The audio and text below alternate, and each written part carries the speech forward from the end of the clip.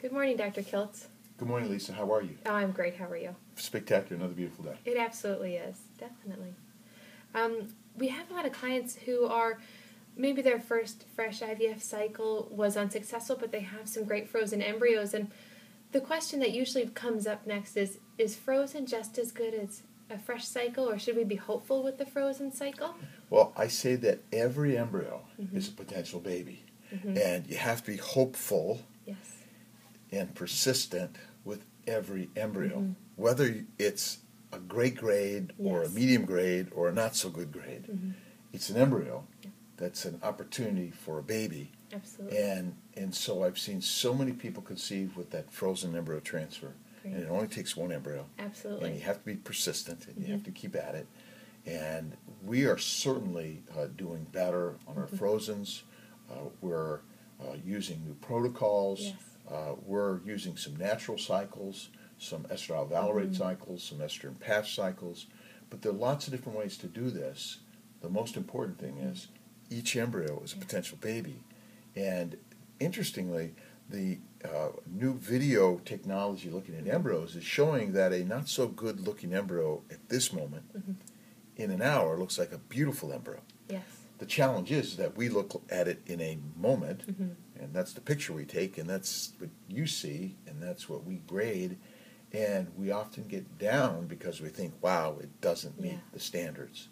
In fact, embryos are constantly changing, and I personally believe that every embryo that makes it to a blastocyst stage has the right to be frozen, if that's what you choose to do with your extra embryos. Yes.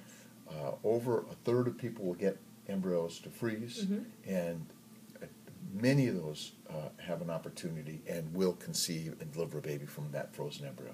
That's wonderful. And anecdotally, some of our clients, they really love how their body feels coming into a frozen embryo transfer as well.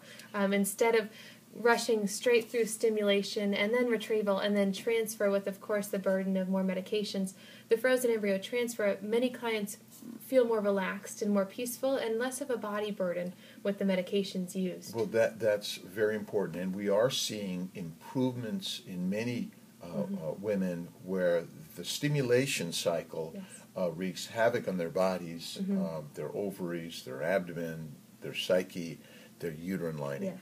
The environment of the uterine lining actually can be harmed in a stimulated cycle, and that's what we're finding is why many women aren't conceiving. So for many cases, we're often recommending a freeze-all.